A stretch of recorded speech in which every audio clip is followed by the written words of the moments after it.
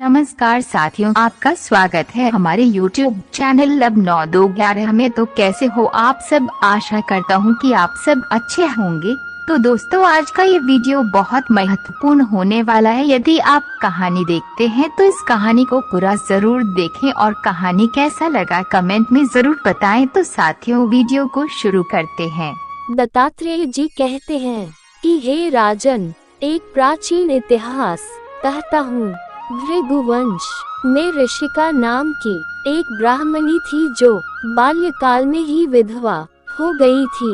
वह रेवा नदी के किनारे विंध्याचल पर्वत के नीचे तपस्या करने लगी।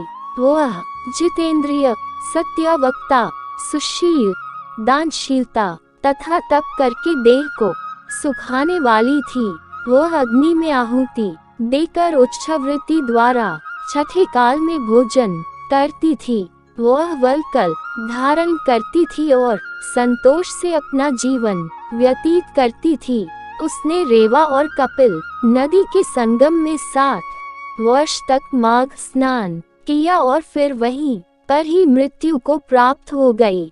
माघ स्नान के फल से वह दिव्य 4000 वर्ष तक विष्णु लोक में वास करके सुंद और उपसुंद दैत्यों का नाश करने के लिए ब्रह्मा द्वारा तिलोत्तमा नाम की अप्सरा के रूप में ब्रह्मलोक में उत्पन्न हुई।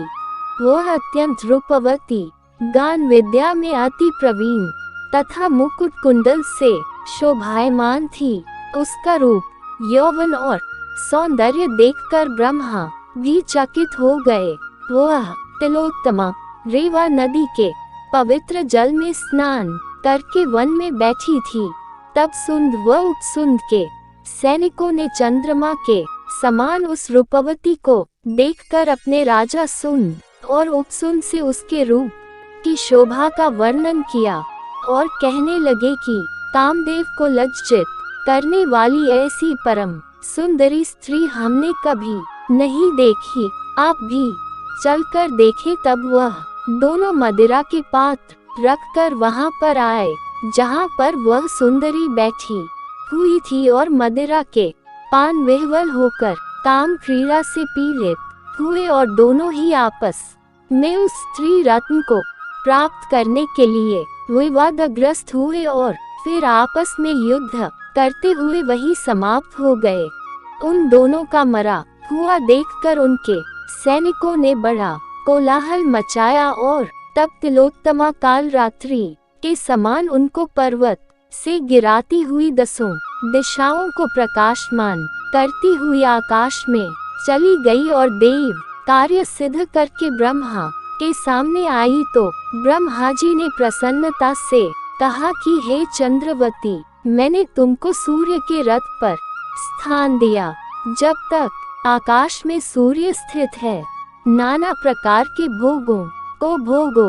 सो हे राजन, वह ब्राह्मणी अब भी सूर्य के रथ पर माघ मास स्नान के उत्तम भोगों को भोग रही है। इसलिए श्रद्धावान पुरुषों को उत्तम गति पाने के लिए यत्न के साथ माघ मास में विधि पूर्वक स्नान करना चाहिए।